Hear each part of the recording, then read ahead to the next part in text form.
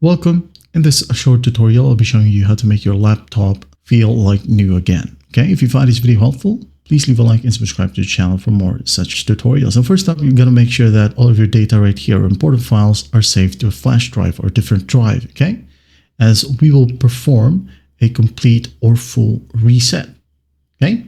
Again, save your important files to a flash drive or an external hard drive. Now, once you have it moved, okay, you can now go ahead and go to your search bar and type in reset. Okay, click on reset this PC. Now go ahead and click on under recovery options, reset this PC. Click on reset, wait for it to load.